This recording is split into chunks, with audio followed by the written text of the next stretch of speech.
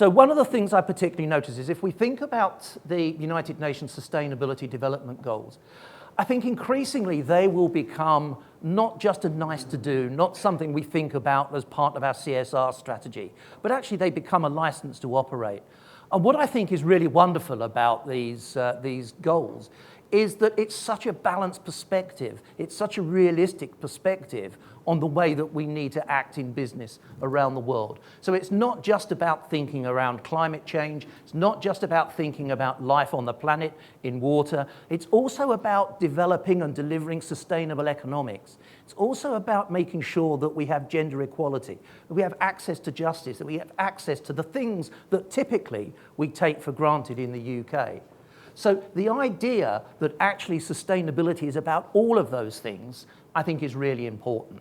And I can see a point in the future where this kind of template is what sits behind our ability to be in business. I can even see a point in the future where the way we behave and act as a business in accordance with something like this might dictate how much tax we pay.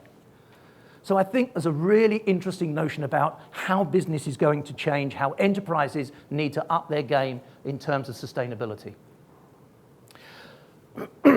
Now, I would say this, wouldn't I, but future-proofed organizations really need to operate in 3 time horizons in parallel. We know we need to be really good at winning the race for the current year. We know that we need to meet the objectives that we've agreed with our stakeholders. We know we need to strive for operational excellence. Typically, once a year, we might take a bit of a step back and we start to look at the trends that we're seeing to get some kind of sense, it's done it again, hasn't it, about how the future is evolving. Now, typically, that sense of the future that we generate is kind of false. It's based on an extrapolation of what we've seen in the past. It's not really based on how we think the future might change. And that's why the 3rd time horizon is really important. To actually take a big step back, get ourselves above the horizon, look beyond the horizon, so not only can we see an extrapolation of what's happened, but we can start to see some of the weak signals that are emerging.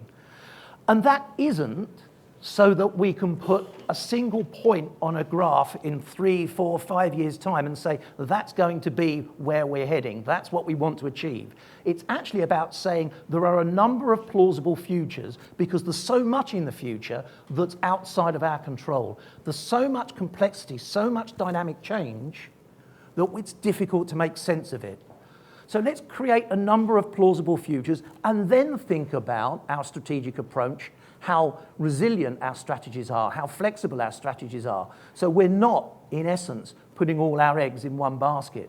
And increasingly, I think, we're seeing organizations starting to take that more resilient and flexible view of how they want to look at the future.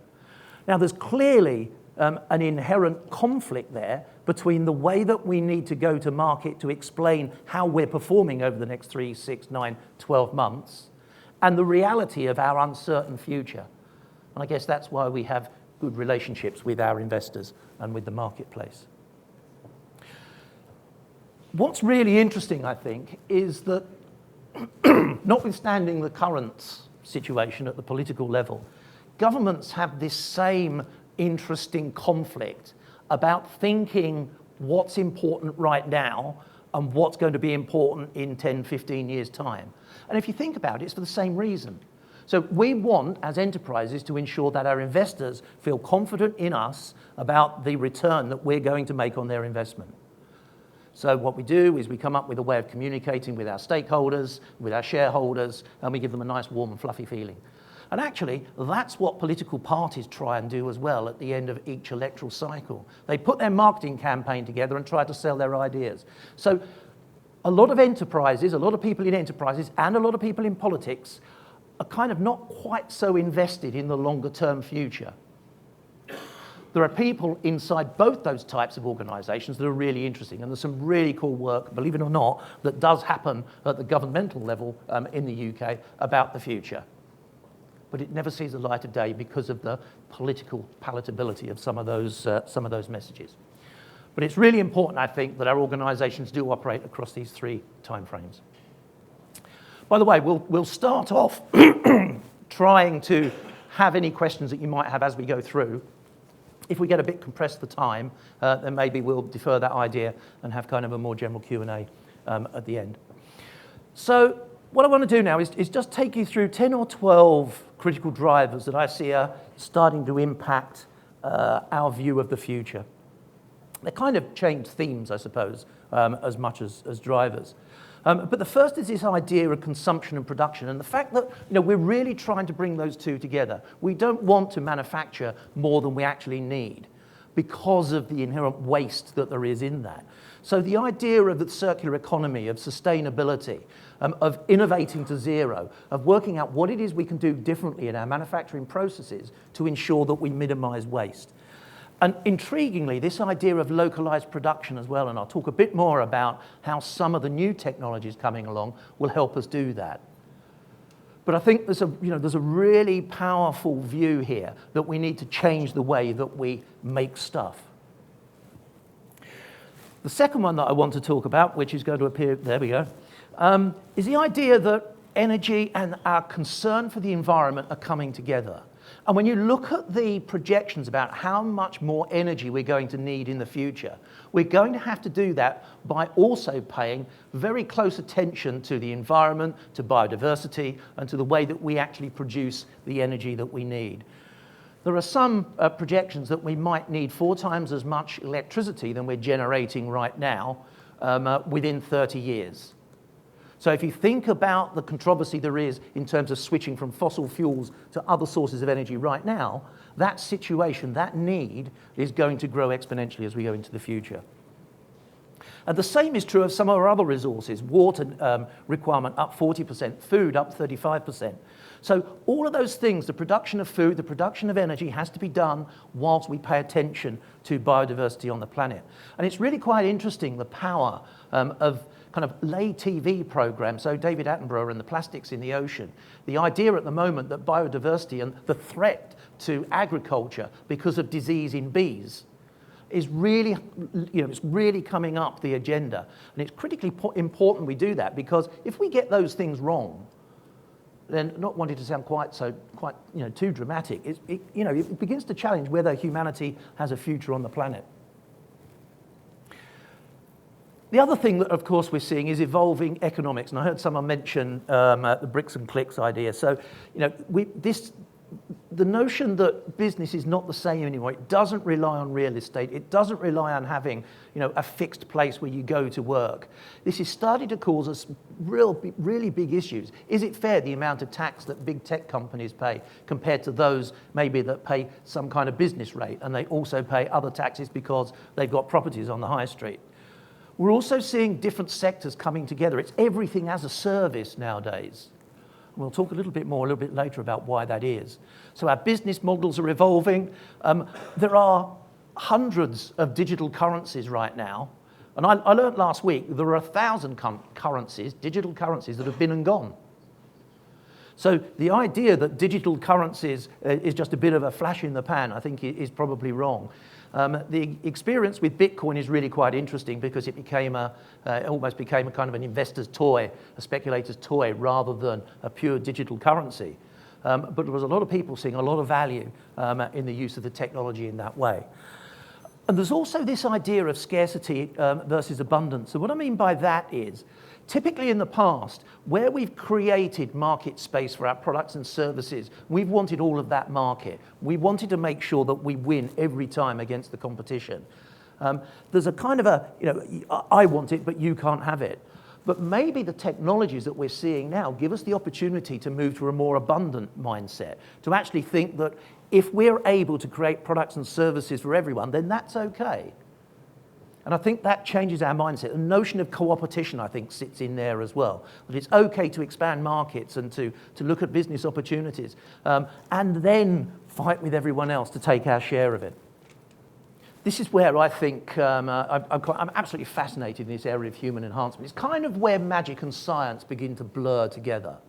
And to some extent, we've always enhanced ourselves, typically because it's made medical sense to do so. So whether it's glasses, whether it's a hearing aid, whether it's a joint replacement, whether it's a heart pacemaker. So for quite some time, we've actually been enhancing ourselves. Arguably, taking a medicine as simple as an aspirin is kind of enhancing ourselves.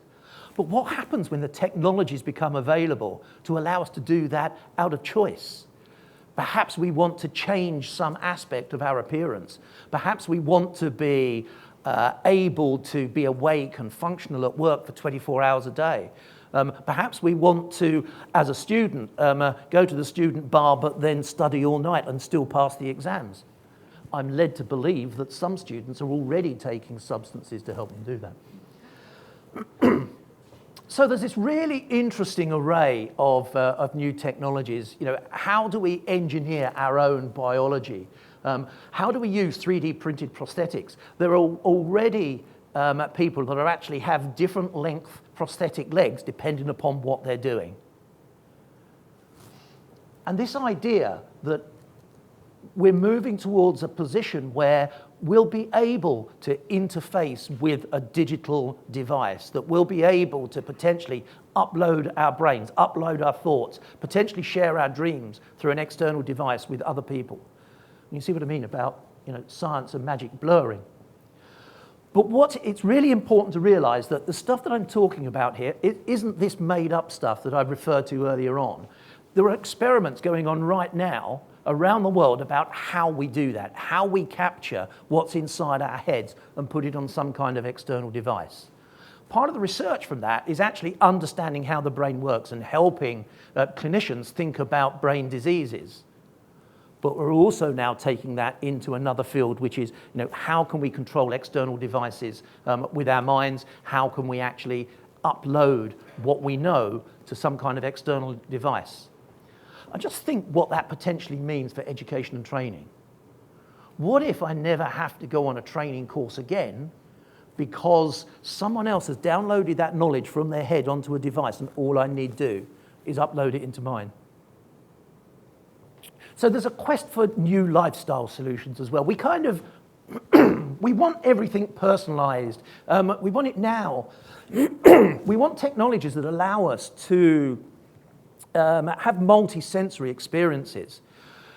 We're already starting to see emerging technologies that potentially allow us to think about a holiday we might want to take, but without stepping outside a travel agent, we could feel the bed linen, smell the fragrances in the bathroom, even taste the food of the hotel anywhere around the world. I always think it's quite interesting when we look at really good science fiction, how much of that is actually based on really insightful foresight. And I take out some of the more fanciful things. So maybe I can use some of these sensory experiences to understand what it might be like to wander around Mars. Or I might be able to use them to experience the Serengeti without actually going there. So the combination of virtual reality, augmented reality, and new haptic technologies potentially allows us a physical as well as a visual experience. But virtual reality particularly isn't new. I'm sure a lot of people have heard of Second Life. And what's really interesting about Second Life is, at its peak, the internal economy, so trading in purely virtual products and services, equated to $500 million, which that's real dollars. So that kind of begs the question, what's real, what's not, what's virtual, what's real? And quite often, when I give kind of presentations like this, I'm sort of challenged on the idea that I tend to express that the first three industrial revolutions were kind of a bit crazy and, you know, introduced some significant change, but you ain't seen nothing yet. And people say, but, you know, we've got all this past experience. We know what happens when electricity appears or when desktop computing appears and all those kind of things. But we've never had a technological landscape that combines 3D printing, 4D printing, nanotechnology, atomically precise manufacturing, quantum computing, virtual reality, blockchain, synthetic biology, robotics and drones, the ability for us to interface with external devices, and artificial intelligence. And I think that's what makes where we are right now in humanity's evolution so very different from anywhere that we've been before. And I think if we kind of backtrack to previous game-changing types of technology, then we begin to see a pattern of exponential change. We begin to see how rapidly things change in the way that we use new technologies. And I think that exponential curve is going to keep going because of these technologies. We then start to get in the debate, well, if we've got artificial intelligence and we've got automated processes and systems, isn't that going to take jobs out of the economy? Frankly, yes, it is. It's going to take jobs out of every economic sector. It's already done it from manufacturing, it's doing it in service industries as well, and it will continue to do that. The question is, what do these other technologies do in the ability for people to create new business sectors, to create new ideas, to bring new products and new services to market? And is there a gap in time between a decline in jobs through automation and increase in jobs through some of these other sectors? What do we need to think about in terms of education, given these new sectors and the kind of skills that people might need in order to work in these new sectors? So this kind of exponential science and technology development we're seeing is just going to create such a radically different future that I think we really need this idea of flexibility and resilience in the kind of strategic approach when we look into the future.